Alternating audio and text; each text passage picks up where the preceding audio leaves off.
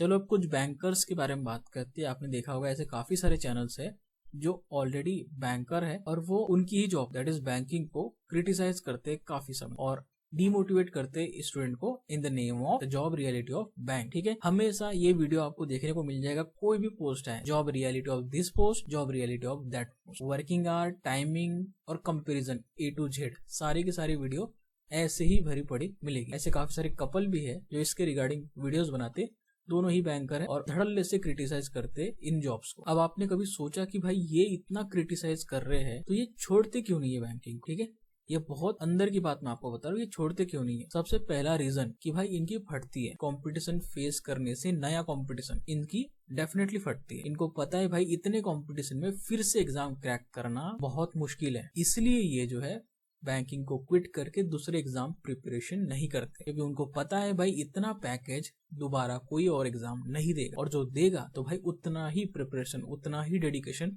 वो मांगेगा। ये ऑलरेडी जो है 3-4 साल से जो भी है प्रिपरेशन करते रहते हैं और लकीली इनका क्लियर हो जाता है। क्लियर होने के बाद इनमें हिम्मत ही नहीं होती कि भाई फिर से मैं एग्जाम दूं। बहुत ही मिनिमम लोग होते हैं, 1% 2% जो SBI वगैरह को छोड़ के RBI में जाते हैं, बहुत ही कम होते हैं, 0.01% में आपको बता। दूसरा रीजन ये है कि इनके पास कोई बैकअप ऑप्शन नहीं है। अगर ये छोड़ देंगे तो इनके पास कोई उतना बड़ा बैकअप ऑप्शन नहीं है जिससे ये सर्वाइव कर पाए अपनी पूरी लाइफ विदाउट एनी जॉब। इसी के साथ साथ इनमें कोई स्किल भी नहीं है ना जिसके बेस पे ये अर्निंग कर पाए उतनी, इसलिए ये बैंकिंग जॉब नहीं छोड़ते हैं। ये ध्यान रखना। प्रेशर वेशर तो बात की बात है, मेन रीजन यही है। अब बात करते हैं प्रेशर। देखो बैंकिंग जॉब में प्रेशर है, डेफिनेटली प्रेशर है, बट इतना भी नहीं है कि आप कर ना पाओ। अगर ऐसा होता बैंक जॉब के जो कपल्स है ये छोड़ देते जॉब अपना, समझ रहे हो, सारे के सारे छोड़ देते और अपना कोई बिजनेस करते, लेकिन ऐसा नहीं है। आपने देखा होगा इनकी वीडियोस जो है डेफिनेटली आती है हर टॉपिक पे। हर कोई बैंक की सैलरी स्लिप आ जाएगी, कोई भी जॉब की सैलरी स्लिप आ जाएगी, इंटरव्यूज आ जाएंगी,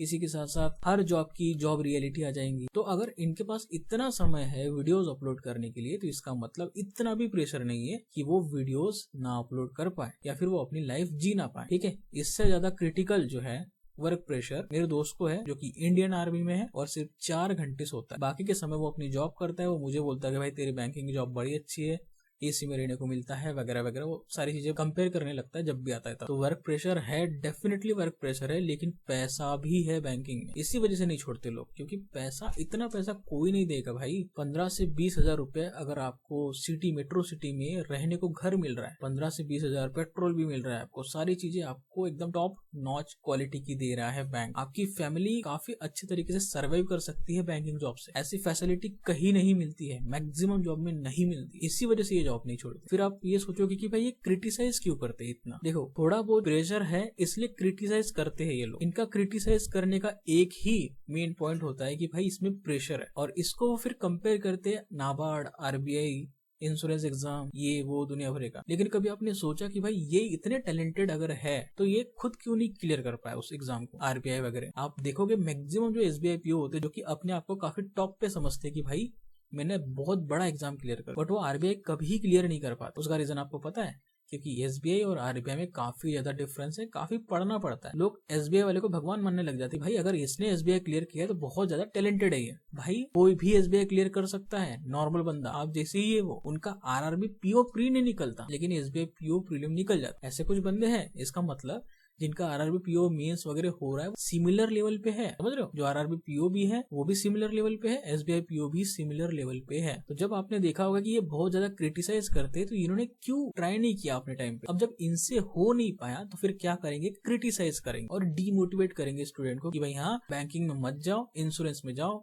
यहाँ पे जाओ, RBI में जाओ, नाबार्ड में जाओ। लेकिन वो ये नहीं देखते कि भाई वैकेंसी है कम, स्टूडेंट है ज्यादा, सिलेक्शन किसका होगा सिलेक्शन लिमिटेड लोगों का होगा ना, जो ऑलरेडी प्रैक्टिस करते हैं या फिर प्रिपरेशन करते पर्टिकुलरली वही एग्जाम के। लेकिन नहीं, वर्क लाइफ बैलेंस के बारे में वीडियो बनाएंगे, मतलब फुल प्रमोट करेंगे लेकिन खुद नहीं निकालेंगे वो एग्जाम। फुल प्रमोट करेंगे लेकिन खुद नहीं निकालेंगे। और अगर इतना ही क्रिटिसाइज करते हैं इन जॉब्स को ये जो भी बैंकर्स है, तो भाई ये प्रमोट कैसे करते हैं बैंकिंग के कोर्सेज को। जो SBI के कोर्सेज आते हैं या फिर जो IBPS के कोर्सेस आते हैं, ये उनको कैसे प्रमोट करते हैं, क्यों प्रमोट करते हैं। कभी आपने सोचा, जब अगला वाला बंदा क्रिटिसाइज कर रहा है मतलब वो नहीं चाहता है कि अदर बंदे बैंकिंग में आए, लेकिन दूसरी तरफ वो बैंकिंग के कोर्सेस बेच रहे, उनके मॉक टेस्ट बेच रहे बैंकिंग के, कि भाई बैंकिंग में लोग आए। तो आपने दोगलापन देखा, नोटिस करना या फिर आप चैनल पे जाके देखना कि भाई ये क्रिटिसाइज तो कर रहे हैं लेकिन साथ बाय साथ प्रमोट भी कर रहे हैं बैंकिंग। तो मतलब दोनों तरफ से न्यूट्रल लगना चाहिए कि भाई हाँ क्रिटिसाइज कर रहा है, जॉब रियलिटी बता रहा है और गाइडेंस भी दे रहा है कि कैसे क्लियर करना चाहिए। समझ रहे हो? तो दोनों ही तरफ के ऑडियंस को ये ट्रैप कर रहा है कि भाई इधर से भी आ जाए उधर से भी आ जाए और हम न्यूट्रल लगे। लेकिन भाई आज की जनता वैसी नहीं है। 2025 आने ही वाला है तो ज्यादा टाइम तक ये चलने नहीं वाला है। कब तक सैलरी की वीडियोस दिखाओगे?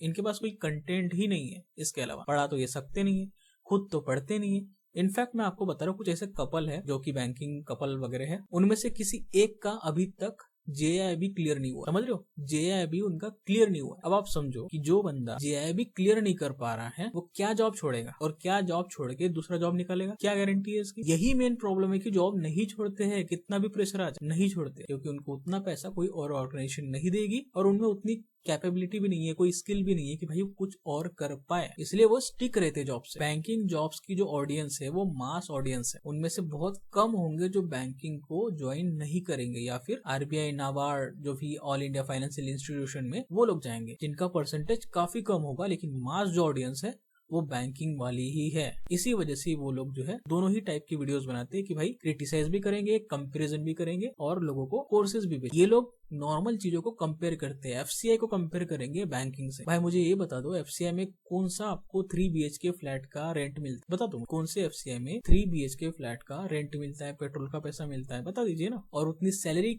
मिलती है क्या? मुझे बता दीजिए। AG3 में नहीं मिलती है। डेपो में मिलती है क्या? नहीं मिलती है। तभी तो लोग FCI छोड़ के बैंकिंग में आते हैं ना। एक SSC CGL वाले को देखा मैंने जो SSC CGL छोड़ के बैंकिंग में आ गया, क्योंकि यहाँ पे उसको वैसी फैसिलिटी मिल रही है, अच्छा खासा वो अपनी फैमिली को रख पा रहा है। तो मेन कंक्लूजन की अगर मैं बात करूँ भाई, ये जो ऐसे दोगले लोग हैं इनसे ज्यादा दूर रहो, अपनी प्रिपरेशन पे ध्यान दो, आपके इंटरेस्ट के हिसाब से काम करो कि भाई मुझे जॉब चाहिए, किस लिए चाहिए। अगर आपको अपनी फैमिली को सपोर्ट करना है तब तो आप डेफिनेटली करोगे भाई, कोई अदर ऑप्शन देखोगे ही नहीं बैंकिंग के अलावा, अगर आपको फाइनेंशियली स्टेबल होना है तो। बाकी जिनको आगे फर्दर करना होता है वो तो कर लेंगे, उनके पास ऑप्शन है, वो सोच सकते हैं नाबार्ड जाना है, RBI जाना है, करने वाले कर लेंगे। लेकिन ये सोच के डीमोटिवेट होना कि भाई बहुत प्रेशर है, ऐसा है वैसा है, प्रेशर तो है, गालियां तो मिलेगी, सब कुछ तो करना पड़ेगा। लेकिन अगर आपके गाली खाने से, अगर आपके प्रेशर झेलने से आपकी फैमिली अगर अच्छे से रह पा रही है, वो फाइनेंशियली इंडिपेंडेंट आप हो, आपकी फैमिली भी फाइनेंशियली इंडिपेंडेंट है अगर आपके प्रेशर से, तो आप सोच सकते हो कि आपको करना है या फिर नहीं करना, या फिर आपको वही